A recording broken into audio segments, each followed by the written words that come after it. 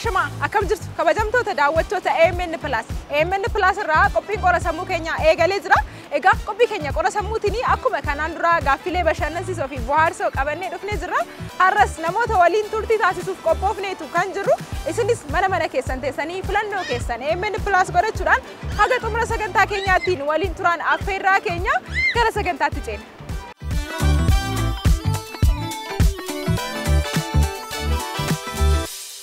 Galata Gobanaan jedhama. Ani Margaan jedhama. Abinnet Qajeelaa jedhama. Mudassaaleny jedhama. Ani Guddataman jedhama. Masaratiin jedhama.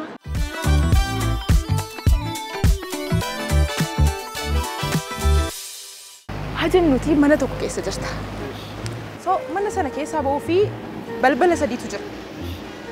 Balballi tokkoffaani yookiin balbala tokkoffaarraa abidda hamaatu jira kan nama nyaachuu danda'u jechuudha. Balbala lamaffaarra immoo leenci baay'ee nama sodaachisee jiru. Beela'ee nama nyaachuuf kan waggaa sadii guutuu uumaan nyaanni baay'ee beela'ee jiru jira. Sadaffaarra immoo meetira 300 kan fakkaatu hallayyaa guddaatu jira. Hallayyaa cimaa. Ati mana sana keessaa ba'uuf balbala isa kam fayyadamta yookiin immoo maal gochuu qabda? Kana keessaa kanan ittiin ba'uu danda'u karaa intinaa ba'uu narra jira. Karaa kam? Karaa ibidda. Maaliif si nyaatu abiddi baay'ee abidda hedduu nama nyaachuu danda'udha bara. Ibiddi nama nyaata gin yoo karaa leencaadhaatti liqimfamuu dandeessa. Boolla sana keessa bu'uu dandeessa. Garuu ibidda fakkeenyaaf labooba qaba miti. Labooba waan qabuuf akkuma taate keessa darbuu dandeessa kan jedhamu. Boolli nyaachuu irras inni beela'ee leencichi sun nyaachuu jedha. Maaliif? Beela'ee jira. Inni beela'ee jira. Kanaafuu si naa nyaatuudhaadha? Kanaafuu ba'uu hin dandeessu bara? Ba'uu hin danda'u inni na nyaata bakka na nyaatu. Maaliif isa rakkatee beela'ee jira. Innis of jiraachisuu barbaada. Ani immoo ba'aan jiru. Lubbuu isaa baraaruu qaba jechaadha ofii badee. Ani karaa leencaa irra hin ba'a jedhee yaada. Karaa leencaa isa beereera. Maaliif karaa leencaa ba'uu dandeenya? Sababni isaayyuu ani sana filadheef boolla keessa yoo bu'e osoo achi keessa dhaabadhee iyyellee sagaleen kiyya naaf hin dhaga'amu. Siigalee abidda sana keessa yoo bu'e garuu xiqqoo na gubuu danda'a. Qaama kiyya na jalaatii waan gubuuf karaa daandii boodarra miidhaan narra ga'uu danda'a. Leenca jalaa garuu hagan danda'etti jalaatii miliqee fiigee ba'uu nan danda'a. Humna qabu fayyadamee jechuudha. Akkamittiin baarrii sana abidda jedhamani abiddoo qabatee maal hojjeta amma leenca jira. Innuu baqa ta'u namsee isaa ta'u isaafuu namsee ta'u. Innuun taa'uchi. Abiddi jedhamee leencuun baqatamee ani moqoraa leencaan baaqanu. Gama dookan fo'aa fayyadamee achirraa utaaluun nan danda'a malee filannoon biraan hin jiru. Yoo achi hin deeme leenci na nyaata. Yoo asirraa nan godhe abiddadha. Nyaatamuu korra gamada fala addaa dhuumeen utaaleen ba'uu hin danda'a. Kunis deebii addaati. Haala kamiin gamada yaadde qarooti? Yaa lubbuudha ka.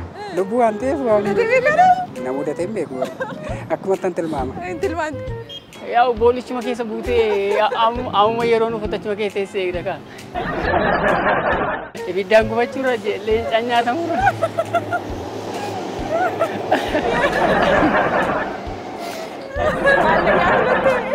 Alleenchi sinduuta bara. Gadi fagoodha. Abidduma keessa baata kaa yoo danda'ame isuma keessa ba'uu wayya kaa.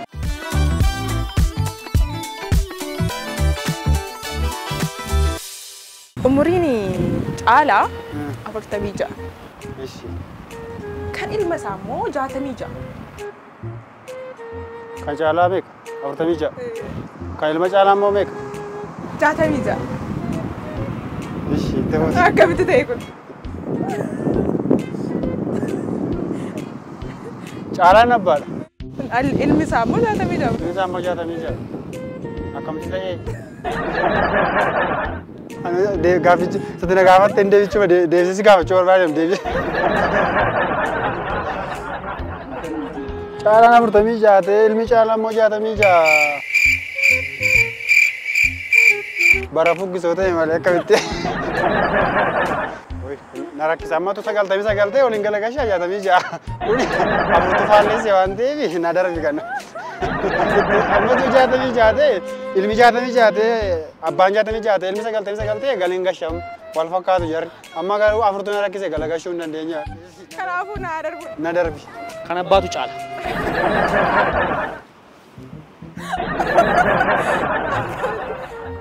Abbaan isaa barcuma. No, abbaan isaa caalaa madha kanuma caalaatu. Afurtamiin jaan sun umuriin isaa kanuma caalaati. Maqaan caalaa jedhamu umuriin isaa 46. Ani ta'uu hin danda'u hin jedhe. Maaliif?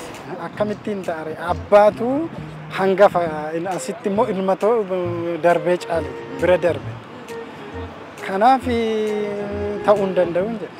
Giddamaan caale jechaadha. Amma mucicha akaakayyuu ta'u abbaa ta'uuf deema jechaadha bara. Akkam. Kun akkamitti ta'a? Yogguma jalqaba ilmi abbaan dursu. Abbatu dursa maqaadhaanis ta'e gocha kamiin iyyuu dursa. Kanaafuu herreegni kun herreega sirrii miti.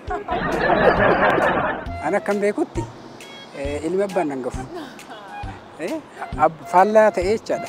Kan abbaatu hangafa malee ilma tokkotu ta'uu qaba. Faallaadha. Kanaafuu an abbaatu 66 ta'a malee an ilmaa 66 ta'u. An ilmaa 42 ta'a jechaadha. Dhibbaaf lama ta'u. Walitti daamanii moo? Caalaatu abbaasaa waati. Caalaatu abbaasaa waggaa 15 dhiyeessaa jechuudha. Oh my God! Haala kamitti?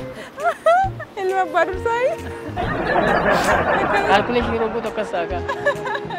Kaalkuleeshinii keetii? Akka yaada koo takkas.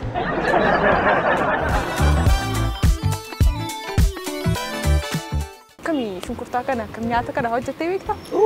Raajii. Dhugaa. Maal maal hojjetta? Maal ilaa. Ogummaa jechaadha.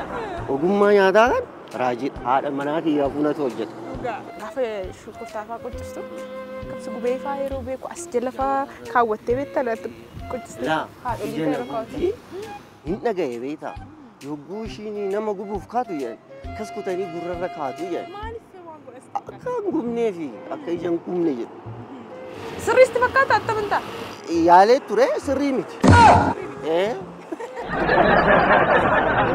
Nyaata hojjechuu maqaa isaatiin waggaa godha wayina jedhe mana kiraa taa'e mana kiraa taa'e hin barattu.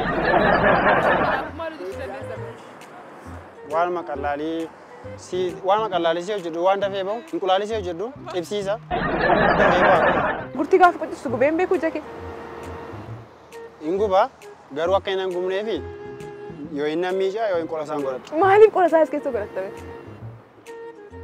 Nan dhageessan beeku.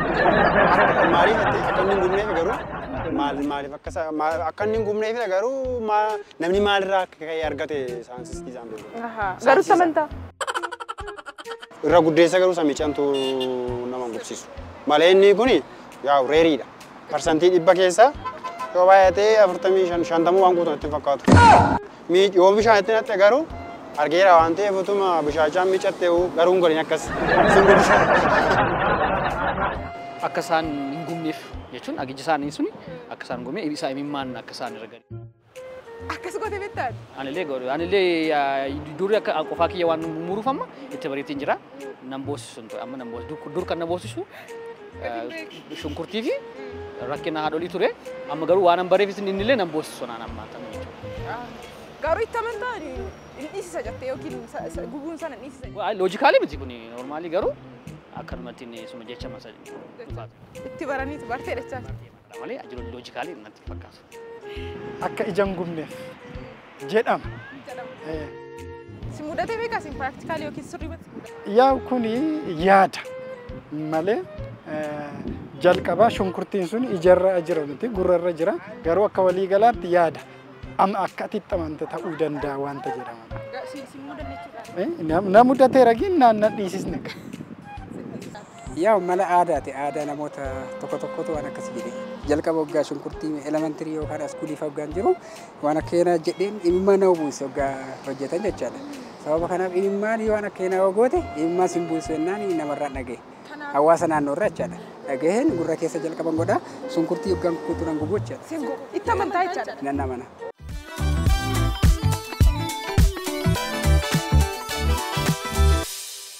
Haja nuti burtukaanii fudhantu jira jira. Fudhan keessaa 3 fudhatte. Burtukaanii meeqa qabda jechuudha? Torba. Mee akkamitti torba akka jettee nuti? Akkamitti torba akka jettee? Maal kudhanan qaba miti re? Kudhan keessaa 3 fudhadhu. Gaafani 3 fudhadhu torba naaf. Torba ta'u. Torba ta'u akkamitti? Torba kudhan qaba miti? 3 fudhadhu. Torba qabaat. Kanuma kootii miti? Eessa fidu? Anuma bira jira kudhannanu garam fidare. Yoo irraa kaasee gara biraa kan fidu ta'e asitti kanaaf torba. Gara biraan fidu taanaan anuma bira jira taanaan kudhannanu kiyya jechaadha. Kudhanuma qaamaarree. Isa 3 sanuma fudhateef. Torban qabaa jechuudha. Kudhan keessa 3 yeroo fuutu torba ta'a jechuudha. Kana dhagaa torban qabaa jechuudha. Burtukaanii torba qabdaa jechuudha. 3 fuutu fixeera kaa. Torba. Kudhan irraatii 3 irratti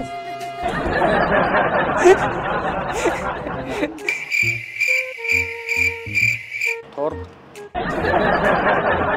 No. Kudhan keessa? 3 fudhatte. 3 qaba ka. 3 qabda. 3 qaba.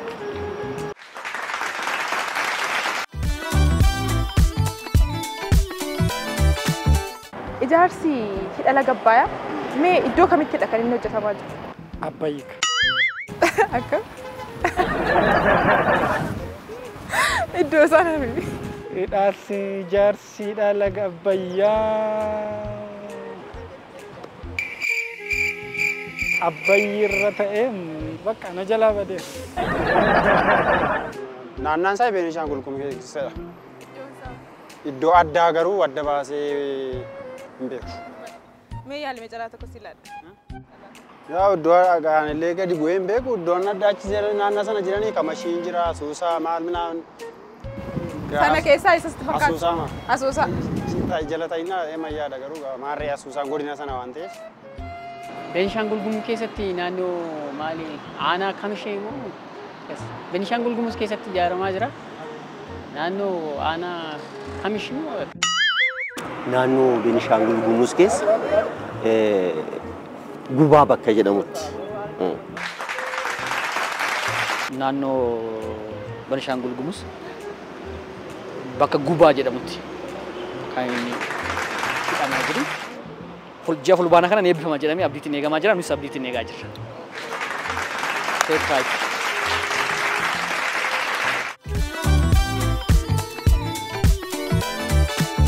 Qubeelaan badhaatu siinii bunaan guutame keessa bu'e. Yogguu isheen achi keessaa ol baastu garuu qubeelaan sun qooraadha. Akkamitti ta'uu danda'e? Imbu irraa harka quba harka isheerraa bahuu hin danda'u. Tasuma.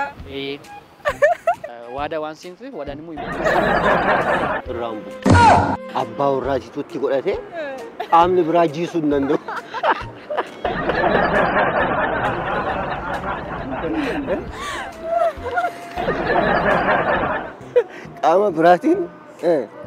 Qaama biraatiin jiidhuun gaba. Buna qabachuu fi buna qabaanaan jette. Sibiila waan ta'eef. Shinii sana cabeera ta'uu danda'a kan. Akkamitti? Dura bunni sun hin jira ture miti. Amma qubeelaan sun duwwaasaa achi keessatti hafe. Yookaan hin buuna ta'uu danda'a bunni sun yookaan immoo jalaan sinii sana cabeera ta'uu danda'a jechaadha. Sibiilli bishaaniin tuqu jechuuf hin tuqa. Akkamiin akka gogaa ta'e natti ulfaata.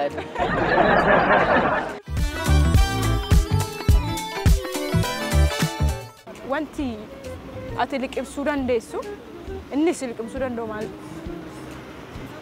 Wanta ati liqimsuu dandeessu wanta si liqimsuu immoo danda'u. Arrani arra kana nagee Arra nageesse kana? arra nagee baay'ee. Yaalime. Waan ani liqimsuu danda'u yaa wanta nyaatamudha. garuu wanti na liqimsuu danda'u mana itti galuudha. Garuu immoo mana sana na liqimsaa hin danda'amu. Maaliif gaaffii ulfaataadha. Jawween nama liqimsaa garuu namni jawwee liqimsuu hin danda'u. Bofa jechuuf bofti immoo nama liqimsuu hin danda'u waan xixiqqoo wanta akkan tuutaa malee. Wanti lubbuun qabne immoo akkamti nama liqimsaa reekkas ta'a. Wanti lubbuun qabne nama liqimsu. Kanaafuu hin jiru. Kuni kaa bal'innaan yaaduun barbaachisaadha. Fakkeenyaaf maaltu jira si fakkaata? Wanta liqimsu. Bishaan nan liqimsaa. Ji'a gannaa irratti immoo maaltu jira? Bishaan nama nyaataa jedhama. Bishaan nama nyaata kan jedhamu hin liqimsaa miti. kanaafuu kan biraatu jiraatu. Jiraachuu ni mala. Garuu ani bishaan ta'uu ni mala jedheetiin yaada. Bishaan. Bishaan.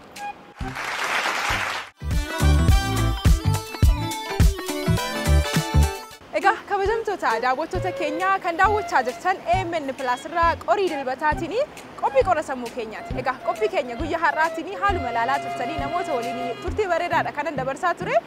Egaa isinis mana keessan teessanii hiriyoota keessan waliin akkasumas immoo maatii keessan waliin iddoo jirtan teessanii qophii keenyaan bohaaraa bashannanaa turtii gaariin waliin akka dabarsaa jirtanii abdii guddaa qabna. Qopheessituun qophichaa Ayyaantuu Geetaanen ture. Torban immoo gaaffilee kan biroo akkasumas immoo namoota gaafataman kan biroo waliin deebinee haga wal arginutti torbee gaarii qabaadhaa.